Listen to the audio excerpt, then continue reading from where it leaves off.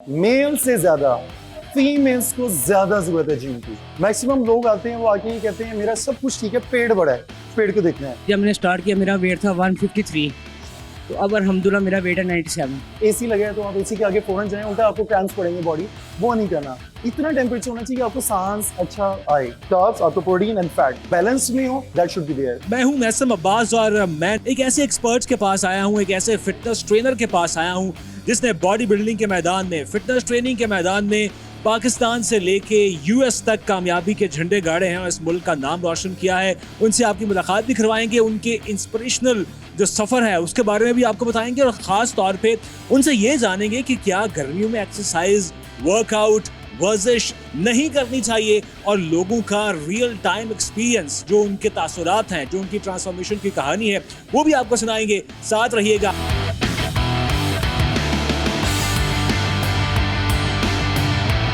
Recently जो मेरी achievement थी वो यूएसए में, अल्हम्दुलिल्लाह मैं ट्वाइस टाइम IFBB चैम्पियन हूँ। अल्हम्दुलिल्लाह 2 दफ़ा अल्लाह ताला ने मौका दिया, पूरे पाकिस्तान की बदौलत से अल्लाह ताला ने इज़्ज़त दी है। पाकिस्तान को 4 दफ़ा रिप्रेजेंट कर सकता हूँ, 2 दफ़ा थाईलैंड में वर्ल्ड चैम्पियन रह चुका हूँ और इसके अलावा यूएसए में सर्टिफिकेशन वहाँ से recently Pakistan. Regarding the fitness and body building we are lot of Pakistanis, अल्हम्दुलिल्लाह बहुत काफ़ी सारे लोग हैं इसमें। लेकिन मुझे जो स्पेशल आप कहें कि यूएसए में एक अवार्ड था, that's called USA most talented persons, you know, which called the O1 categories. तो अल्हम्दुलिल्लाह वो उस कैटेगरी में मैं फॉल करता था, तो मुझे एक अवार्ड, मतलब आप कहें कि एक वीज़ा की तरफ से अपॉर्चुनिटी मिली थी, जिसकी वजह से मैं USA में एज अ ट्रेनर भी गोल्स इन डिफरेंट ब्रांचेस। मैं काफ़ी वेट में भी रहा हूँ, यानी 120 वेट भी रहे, और उसके बाद एक बीमारी थी अल्हम्दुलिल्लाह, उससे मैं लाइफ स्टाइल चेंज करते करते तो I just went for the like mister Lahore, then national championship, that twice time world championship Thailand, उसके बाद USA में man physique twice time champion, IFBB दुनिया की सबसे बड़ी फेडरेशन, अल्लाह ताला ने इस काबिल बनाया सबकी दुआओं से। हम लोग के जो बेस्ट बडी है, बेस्ट फ्रेंड है, दैट्स एक्सरसाइज।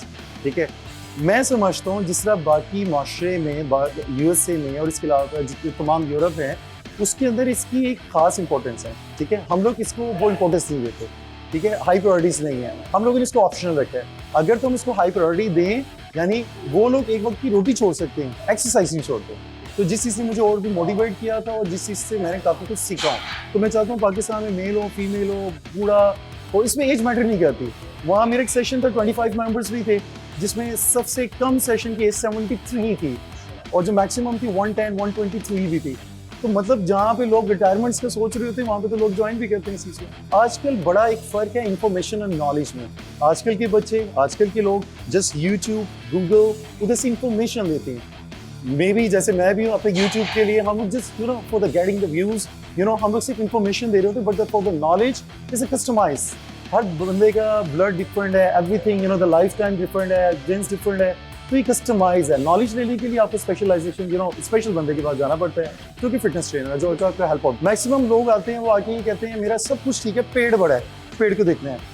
जिससे फीमेल्स हैं, डेफिनेटली उनके एस्ट्रोजन लेवल मतलब इक्वल बैलेंस पे रहेगा, तो एक बैलेंस बॉडी भी रहती है।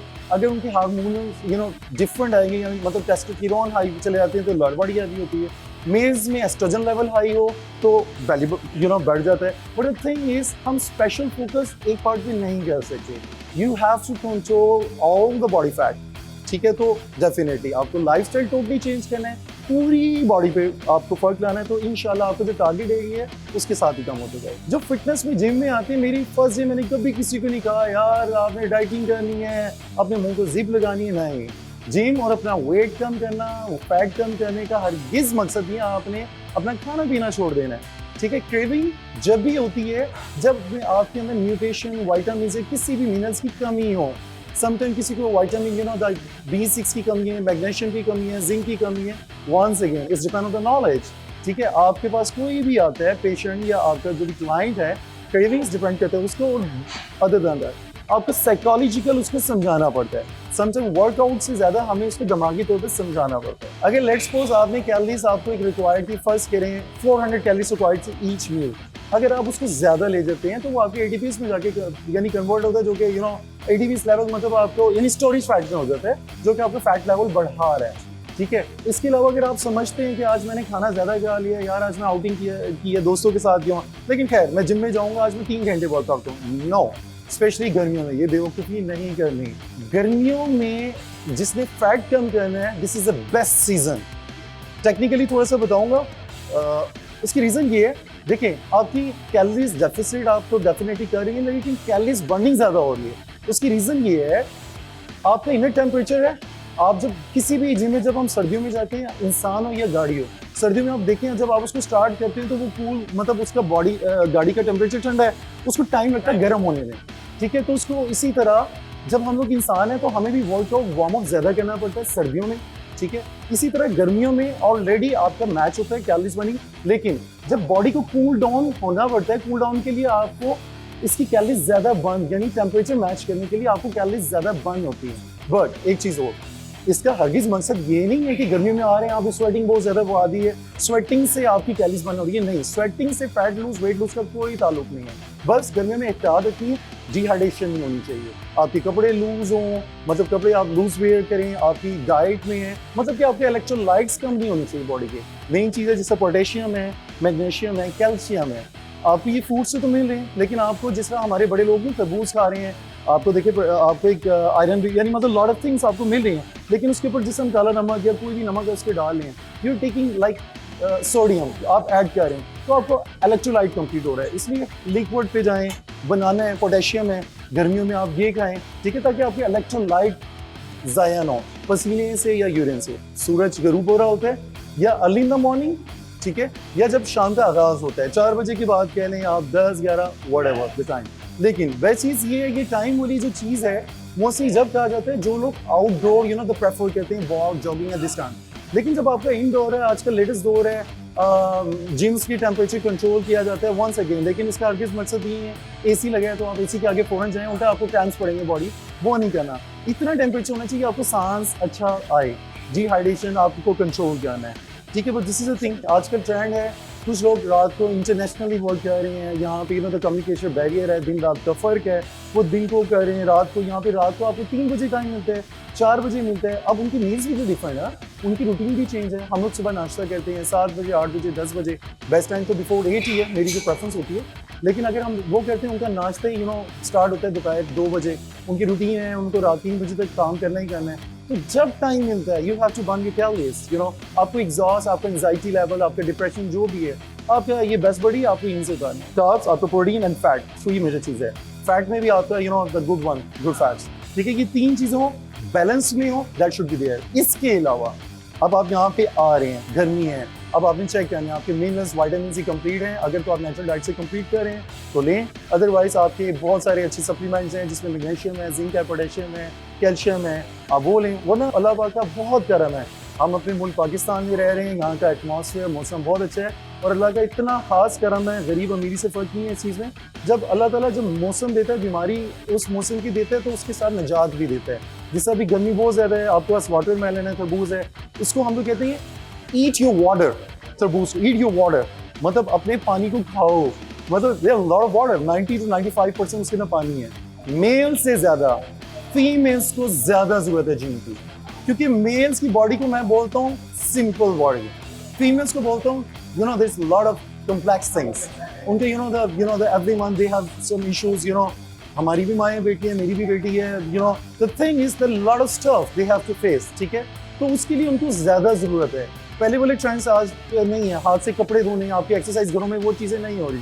सो फॉर दैट थिंग आपको ये नहीं कि आप बिल्कुल ही, आपकी शादी है तो आप बिल्कुल शादी सर पे उस टाइम आ रहे हो, आपको सारा साल, मैं कहता हूँ फीमेल को एक चीटी की तरह होना चाहिए, रेडी रहना चाहिए हर चीज़ के लिए, उसको ज़्यादा स्ट्रांग होना चाहिए। इंश्योरेंस के साथ स्ट्रेंथ ट्रेनिंग बहुत ज़्यादा ज़रूरी है।